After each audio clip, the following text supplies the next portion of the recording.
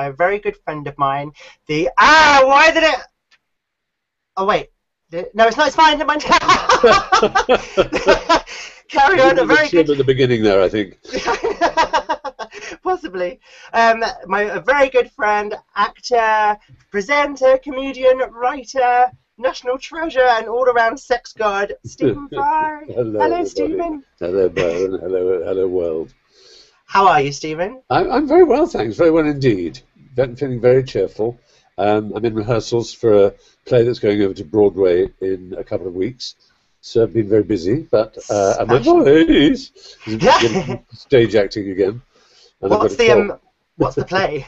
It's Twelfth Night, which we did in London and the Globe Theatre, and we're transferring it to the Velasco Theatre in New York. Smashing! Yeah, for 4 months. I went to see that. It was wonderful. Thank you. Very, very good. Is Mark? Because I'm going to see Much Ado About Nothing. Much Ado, which he's directed with James L. Jones and yes. Yes. Is he going to Broadway with you? He's still playing Viola. Yes. Oh, good. Performance. Yeah. Because whilst you obviously were incredible, his walk, I still dream about it. It is an incredible walk. It's like he's floating. It is very, very... Anyway, I got some questions for you, if you don't mind answering. Because this year has been a really interesting year for specifically LGBT rights, from the propaganda law in Russia to equal marriage being legalized in the UK and a few states in America and a few more countries around the world. I know a lot of our subscribers would really, really want to know, because it's very, very current. Who is your favourite member of One Direction? You silly Billy. Obviously Harry, because of that lovely hair. It is very nice hair. How could you get me to say that? But if you wanted a more serious and sober answer, as it happens by an extraordinary coincidence that is very good, I hope, for the programme, 2 years ago I started making a film documentary, 2-part documentary series about being gay around the world called Stephen Fry Out There.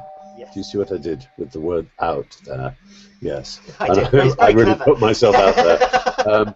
And I wanted to interview homophobes, politically powerful homophobes, religiously powerful homophobes, as well as to interview those who live in countries where it's incredibly difficult to be gay.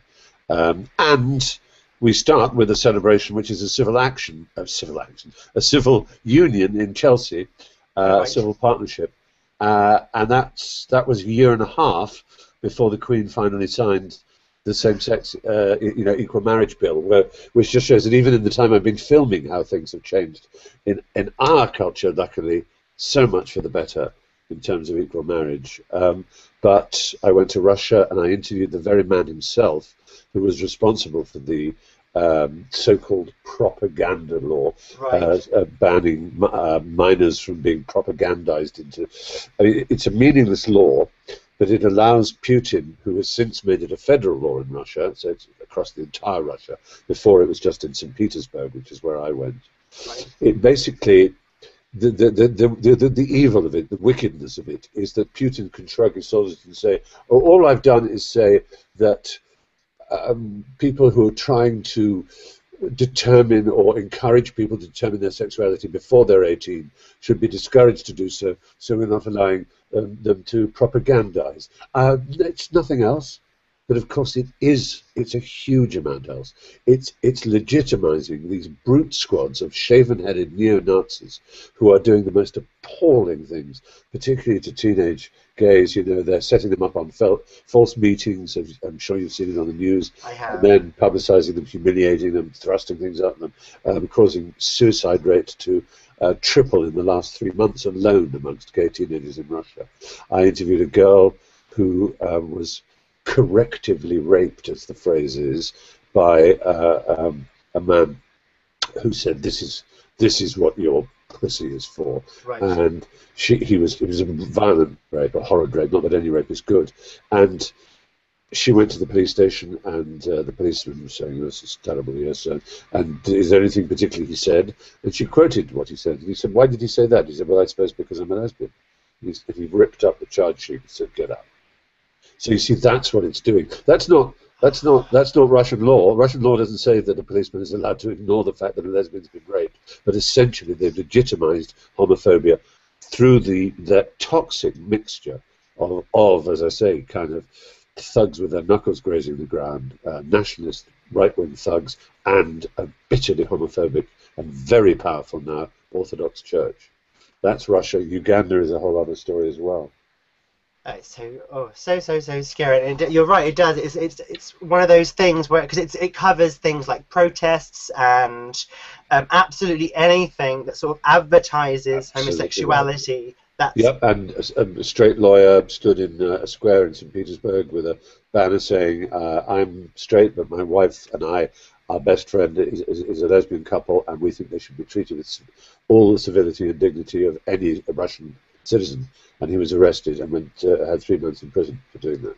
Oh, crikey! I know it's. See, that's what it is. That you, like you said, it legitimizes people's sort of quite wrongly the bigoted views. If your government says that that's okay, if someone has a sign saying "I'm gay," we can arrest them and put them in prison. Then the way you think, we're agreeing with that, and that's what that. And sometimes on Twitter, when I sometimes push forward an LGBT cause or a meeting or something, I'll get sort of people saying, "Oh God, who cares? Why do you go on about it?" And I wish the world would say, "Who cares? Why should anyone care?" That's the point. I don't want anyone to care about my sexuality. I don't want to have to keep banging a drum about it. I don't want to be professional gay. I wish everybody would say, "Who cares?" The question you have to ask yourself is, why do the extreme homophobes care? What is it about us that so threatens them? I can see those who decide to take the Bible literally, quoting passages, but they have to face up to their hypocrisy in not obeying all biblical scripture, because actually homosexuality is only mentioned 4 times, nothing like as much as circumcision and diet and slavery and all kinds of other things. So that's no excuse. And I don't know if you're aware of it, but there've been a number of tests. There was a recent one at the East Coast University where they took 1,000 volunteer students, male students at the university. They excluded all those who were gay. It was only for straight, and they paid them because they're a cohort of at a university with a medical department and a psychology department. They filled in forms, psychometric forms and so on, basically charting their homophobia from a kind of 0, I really don't give a shit, I have lots of friends who are gay, it's perfectly fine by me, right down to the kind of jocks and the ones who taunt on Facebook, and there are plenty even at civilized universities who still do that, who think, I think faggots should be beaten up or thrown out. Right. So they're on a scale of 1 to 10, say. They then have implements attached to their genitalia, and they're shown pornography. And they're shown normal heterosexual pornography, and their loins stir as lusty young undergraduates' loins will stir. They're then shown lesbian pornography, girl-on-girl action, and then again their loins stir. And then they're shown gay pornography. And the first 3 or 4 of those who absolutely don't give a shit, don't really mind, not bothered, it's a bit weird, but it doesn't actually affect me, their loins do not twitch at all. But the more homophobic they are, the more they had an erection. That's very interesting. What teachers need to teach is that anybody who shouts fag, anybody who taunts, anybody who teases, anybody who torments a gay person must have some problem with their own sexuality. Because what you need is for young people to turn around when someone goes, you fag, they're more to go around, so you've got a problem with fags? I wonder why that would be. And if that was in the culture, then all the things that are really so disastrous, these awful, lonely lives led by frightened teenagers who don't know how to come out and all the rest of it. Anyway, that's my theory. Sorry, it's a very long answer to the favourite. No, not at all. I just one quick thing. If sorry to anyone who's watching, I think my face was up the whole time. Normally it switches from side to side, so I've clicked your face up now, so they don't have to. Oh, fine, that's okay. Sorry about that. Yours is much better looking than mine. Got it. But I remember watching a program about conscientious objectors or whatnot in the war, saying that they were gay, and they were given a test. I think this was in America as well. They were giving a test, again, the same thing, showing homosexual pornography to tests to see if they actually were. But it's interesting using it that way around and seeing, because that's very much, that's very much a quite a overstated comeback. Like, oh well, you must be gay if And but if there's a truth in that, then that's fascinating. Why it's the one who's the last one to kick into the ribs and kidneys of the gay guy that they've got down onto the ground and they're bashing up. It's the last one who gives the most vicious kick, who's got something inside him that is so disturbed, so screwed up that he can't deal with. And why? I'm not for a second advocating anti-immigration bigotry, but I can at least vaguely understand why someone who is white and believes themselves to belong to Britain might resent the idea of a Pole or somebody else coming over from another country taking their job. Like a tribe mentality kind of thing. I think it's disgusting. Absolutely, yeah. I can at least see there's a sort of reasoning behind it, however perverted. But gay people don't take jobs away from anyone else. They don't go saying, I could have been an air steward. you take away all the jobs in the beauty salons. Absolutely. If anything, we're freeing up girlfriends. Yes, exactly. In fact, that's right. I mean, if girls have a moan, it's that all the men they really fancy turn out to be gay.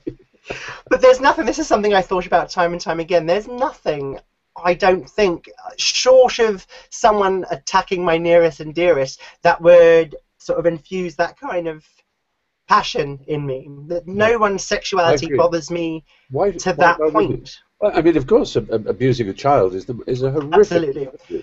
Because it's a non-consensual act. Absolutely. It's exploitation, and we know it can destroy some people's lives forever. Not aside from the physical violation, there is a psychological violation that goes on. I mean, I've known lots of unfortunate girls and boys whose lives have been ruined by the fact that they trusted someone they knew, someone in their own family in one case, has never made them allow themselves to believe that they're loved ever again. And that's the real crime of child abuse, is it destroys the future. And there's so many people who really can't function sexually or emotionally because they still feel that it's their fault. That's the cruelty and wickedness of it. But that's absolutely. But where's the not that I'm advocating vigilantism, but where's the big protests for that? Why are people not having these massive protests in that sense rather than anti-gay? Yeah, well, quite, I know, exactly. Because bizarrely, it doesn't happen to mention in the Bible that child abuse is wrong. This great moral guide of wisdom says that you shouldn't covet your neighbour's ass, donkey, or wife. Note that a wife is a possession like an animal. But it says you should honour your mother and father, which in some cases might be the very father who's abusing you, of course. But nowhere does it say parents have a duty of love to their children, and they must see them protected and show them warmth. And all these ideas are Enlightenment ideas that are post-religious. And they come from, and you don't need religion to have them. They're natural to normal humans who aren't perverted by religion. But that's, again, a whole other can of little wriggly things. They're quite right. So when did you realise, and when did you have a first inkling that you were attracted to members of the same sex? Well, I usually tell a very bad joke. I usually say, when I was born... I say it's been quoted, I think I know what you're going to say. I looked up there and said, that's the last time I'm going up. But it was very early, I think. I remember playing a game we called Rudy's with a boy who lived next door called Timothy, where we just sort of showed each other our willies and our bodies. And we liked watching each other pee, and it was just very it's terrible, isn't it? And then I was sent at the age of 7 to a prep school, which fortunately was not filled with pederastic schoolmasters who abused us or anything. But I did fall, I did hero worship some of the boys, but it wasn't sexual because I was 7, 8, 9, 10. There was just something, I was puzzled and excited by the idea of them and the beauty of their faces and features, and would follow them around. And then it was really when I went on to public school that I fell completely in love with someone in the way that I would know I'd know what their school timetable was, so I'd be able to accidentally meet them and follow them, and and we became friends. Unfortunately, there was one occasion where we did actually do a little bit of tumble, and it was amazing. But it was the most lyrical, in the woods, beautiful thing, exactly. And it made me understand what love was about, and it was so much more about love than sex. But to be brutal about it, when I first masturbated, it was images of my own gender that came into my head, not images of women. And I think in the end that's so obvious, if you ask someone if they're bisexual or they're whatever. I say, so I often ask bisexual people, I say, that's really interesting. So sometimes when you masturbate, are there men in your head and sometimes women, or is it you sort of have a picture of both, or is it just whatever mood you're in? But that's, in the future, who knows? Things will be able to read our brains with masturbation. It'll come up on your app phone, and then you'll suddenly say, "Oh, Mr. Prime Minister, so that's what you." In a way, it should be a test for everybody in a position. I think I've got an idea what he masturbates over. But let's face it, it's a human truth that we all do. Kinsey, of the famous Kinsey report, which caused such seismic waves of shock and disapprobation in 50s America, when he wrote his report on the sexual behavior of the human male, which was followed by the sexual behavior of the human female. But the first one was the human male. He interviewed these people who gave frank and extraordinary answers. And one of the journalists said, Dr. Kinsey, if we're to believe your report, it says that 94% of American males masturbate regularly. What do you think that tells us about American males? He says it tells us 6% are liars. Absolutely. I was going to say, what's wrong with the 6%? Was this short arms or something? But I do always want to emphasize, and I'm sure you know this as a luckily partnered person and someone in love, that it is about love. Of course sex is important, and of course in the gay world sex is somehow seen as easier and more promiscuous, partly because, especially in the male gay world, males are males, and males know what males like, and males do like, to put it crudely, to get their rocks off. And I've got into trouble before by saying women don't like to get their rocks off. Of course women like sex, and it's completely misinterpreted. But the fact is you don't find them hanging around in cruising, except professional girls. And so, that's possibly one of the unfortunate things that, obviously, more than unfortunate, it was the disastrous thing that coincided with the first opening up of the gay world was the HIV virus, and so there was a terrible price to be paid for what was considered by many to be the promiscuous openness of the gay lifestyle. But I think we've settled down and matured as a community, if we want to call ourselves that. There are gay people who still like to go out and party, but there are others who really are just looking for love. I read something interesting the other day about that, because that is something that I always sort of try to stave away from, that promiscuity and that sort of culture thing. Not that there's nothing wrong with it, but it didn't really suit me. It's not for us to judge other people. Yeah. Absolutely, absolutely. Certainly not ourselves. But I did read something interesting the other day that because in a sense, and I'm not tarring everyone with the same brush, but because we didn't have that, when we were 6 and 7, that kiss chase and that, to get that out of our systems, to find out who we are, we were all sort of, it was secretive, it was magazines, it was behind closed doors, and you didn't speak about it with anyone, and then all of a sudden you turn 18, 20, 25, and then you go to a big city, and then wow. And then it just explodes from there. Exactly. It's very true. And we must also remember, for those of us who live in London or Brighton or Manchester, life is a lot easier than for those who live in, I don't know, maybe Rotherham or Exeter or somewhere. I'm sure there are, places, and now, of course, technology allows things like Grindr for people to find.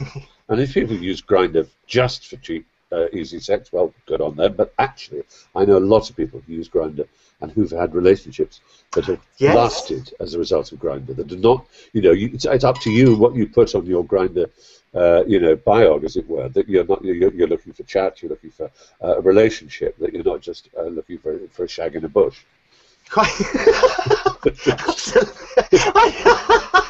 That'd be hilarious to say. Shag in a bush. Interested? Well, actually, it's heterosexuality. I didn't think of it. Sorry. It's the wrong app for you. What do you, Stephen? What do you think the biggest issue? I know we touched on it before, specifically when it comes to Russia and then African countries like Uganda and stuff. But in general, let's say in the sort of first world countries, what do you think the biggest issues are facing LGBT youth today?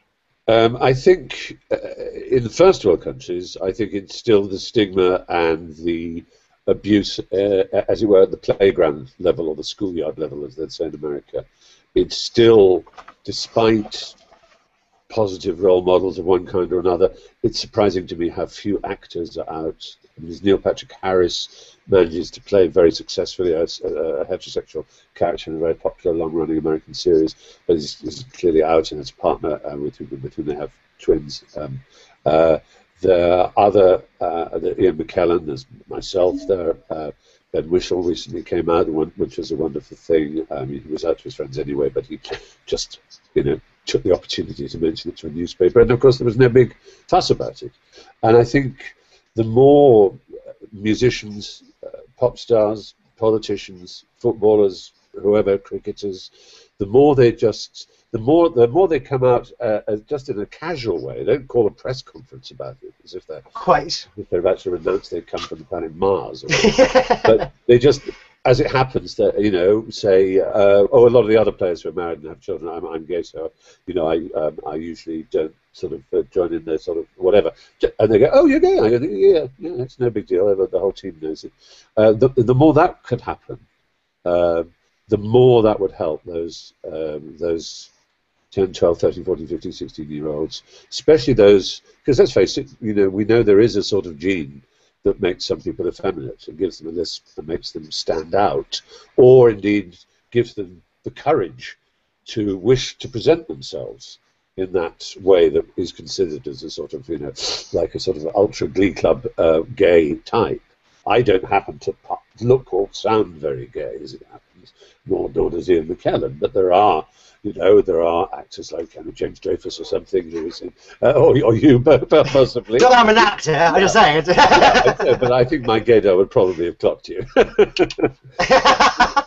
So the point is, we are, we're a people of many different types and many different, and that's also true of obviously of gay women, of lesbians. So it's not just the Martha Arthur business. There's all kinds in between, and it's just so important that schools give sex education that is proper, respectful. It doesn't have to, It has to include in it that a lack of respect, including, which is a big thing in the heterosexual culture, including taking seriously the fact that making jokes about rape isn't actually that good an idea. That rape is a very serious crime, and look at India. Look at that appalling thing. I mean, I don't happen to approve the death sentence, but I'm very glad that they got fully punished. But I would hope the president commutes it to life imprisonment, because I'm very, very much. I didn't hear the result. Yeah. Is that what they got? Death. They all got sentenced to death, but the president can commute it to life imprisonment. I happen to be against states taking people's lives, but the point is, it was a very important moment in India, and India was one of the countries I visited where they have a particular. It's almost like a caste. There's a very common. They're called hijras, and by the time they're 12 or 13, they know they're transgender. They're a transgender group of people, and they have existed since pre-Vedic times in India, and they flourished. They were used for blessings at births and weddings and funerals. They were in the, and then the Mughal Empire arrived, the the Islamic Empire that then took over quite a lot of India, and they were absorbed into that culture too, because that was a culture which was used to eunuchs and they had special service, and no, it was unfortunately the British came along and said we can't have all this nonsense, and made them bloody British, and brought in, for the first time in India's history, brought in a law against homosexuality, which has only just been overturned. So the British, unfortunately, although we may now have legalized marriage, we've left behind us a trail of homophobia in lots of countries around the world. But the healers now, I'm afraid, 49% of them are HIV positive, because 90% of them work in the sex trade. And that's a really terribly sad thing. And they no longer have the respect that they once had. And it shows that these things are all about the culture, and it's up to those who have a voice, not to scream too loudly, to get too angry, to get too hysterical, but just to slowly just make people see how it is to be decent to other groups of people who are not a threat. Gay people are not interested in children. That's called paedophilia. It's a different thing. Gay people, maybe if I get a letter from a 14, 15-year-old girl or boy or a tweet asking for advice about how to come out, which is a very common thing, obviously I don't involve myself in them personally, but I can only say I don't know your parents. But if you feel that you're ready to tell them and you feel that they really love you, then they will accept it. If they're about 18 or 19 or 20, I usually say to them, if it's a boy, I say, when did your father last ask you when you were going to bring a nice girl home? And if the answer is, about 2 years ago, I say, you already know. Absolutely. But sometimes parents know but don't want to be told. So it's different in every family, and it is awful, the idea, and in different cultures too. So some people from some cultures say that I know if I tell my parents, they will throw me out of the house. So I can't tell them until I'm able to stand on my own 2 feet. And I will say, well, I can't advise you. If you can trust your friends to be out to them and for them not to squeal to your parents, then yes, but I can't take responsibility for it. It's very hard. I was fantastically lucky because I had, sorry, that's not a doorbell, it's my, it just means I've got a text.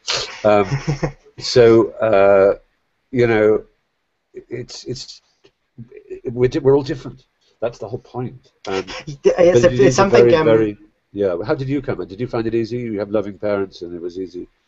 It was quite difficult. It was quite not a topic that it was not a topic that we really covered in our family until that point. So it was really, really hard. I was very, very young too. I was 15. So and in the manner in which I did it probably wasn't the classiest. So, I think that's a very good point. I think young gay people, whether they're your age of 15 or whatever, I've heard of those who come out at 13 or 14, it's not just about how your parents consider and react to you. It's about how you consider and react to your parents. Because absolutely. If you are underage, it will cause them great worry.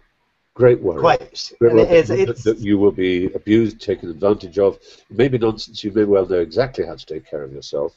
You won't be being groomed by some monster on Facebook.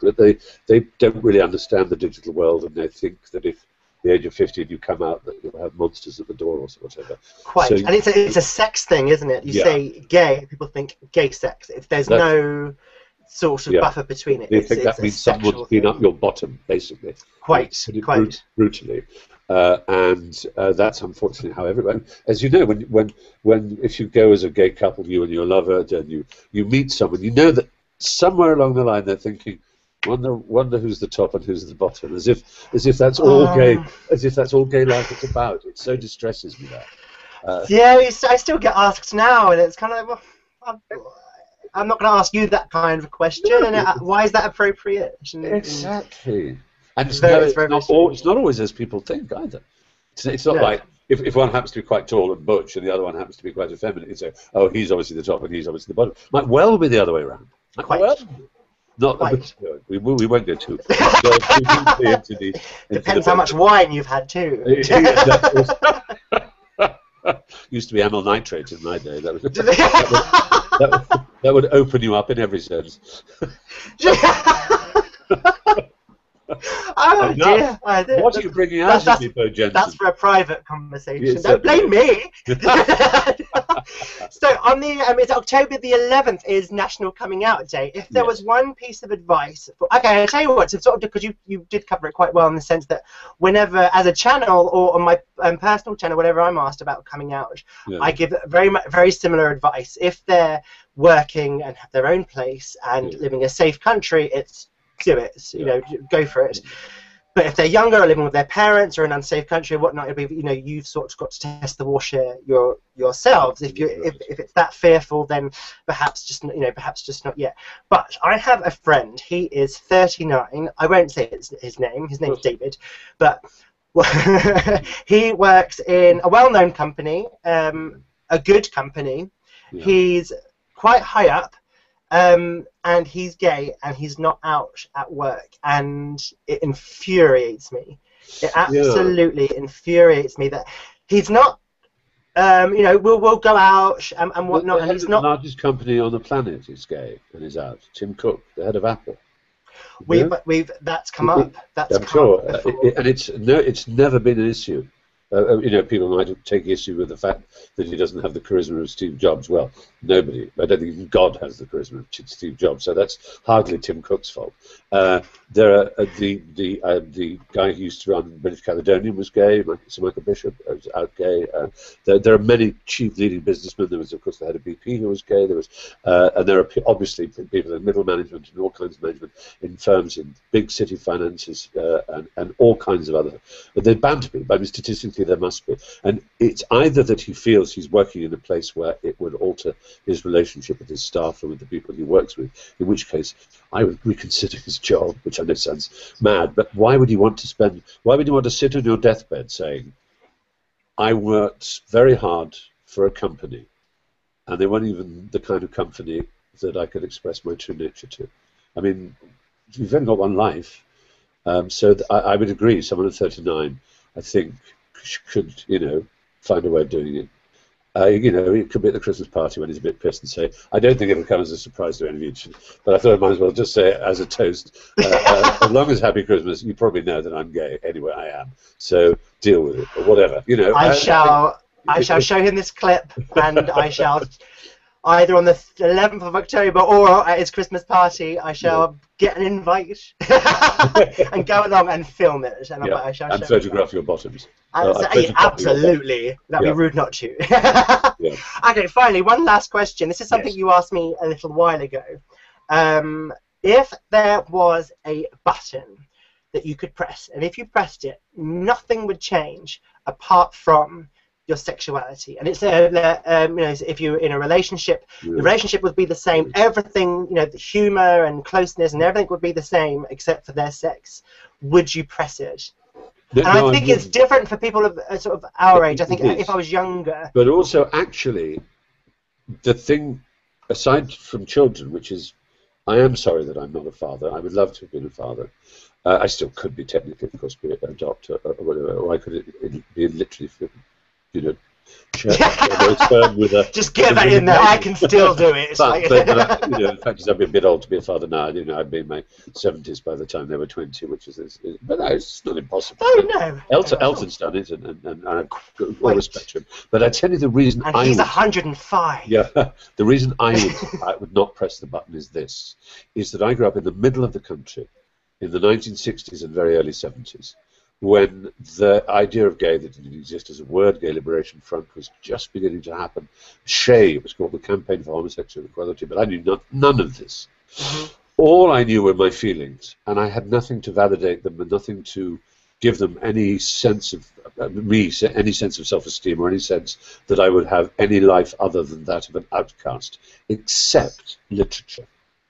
I invaded libraries and discovered authors like André Gide and Oscar Wilde and dozens and dozens, William Burroughs, John Ricci, so many of them, Gore Vidal.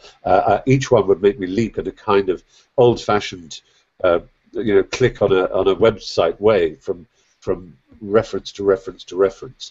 And I discovered a whole history in literature and then in art of great human beings who had been the same sexuality as me. And that was a good thing, but it also meant that by the time I was 17, I had read 1,000 times more books than anybody else I'd ever met. So for one thing else, it gave me literacy. Wow. That's why I got a scholarship to Cambridge, not because I'm a brain box, but because reading gave me everything I needed to feel valuable as a human being. If I had been born in the 1980s, my sexuality would have been a matter of course. I would have known about it from the internet, from all over the place. I certainly wouldn't have needed to pick up a book by André Gide or anybody else. I wouldn't have had to read Maurice or the short stories of Ian Forster in order to feel better about myself. And I probably wouldn't have bothered. And I probably would have got into gaming and all kinds of other things. And I'm not being an old prude and saying, it's time people read books, but I am eternally grateful for the gift of literature. It has given me immense happiness. It got me into Cambridge, which got me to meet Hugh Laurie and Emma Thompson, and got me my job. It allowed me to become a writer as well as a performer. And so all that came from having to validate and endorse my identity as a gay man. So that, all other reasons aside, I would certainly not press that button.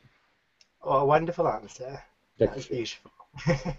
Thank you so much for doing this today, Stephen. I'm sure everyone's really, really enjoyed it. Thank you so much, and I shall see you very, very soon. I hope so. Lots of love to you. Thank you for watching, everyone. And it's a wonderful cause, and good luck, everybody, on Coming Out Day. Bye-bye. Yes, absolutely. Bye-bye.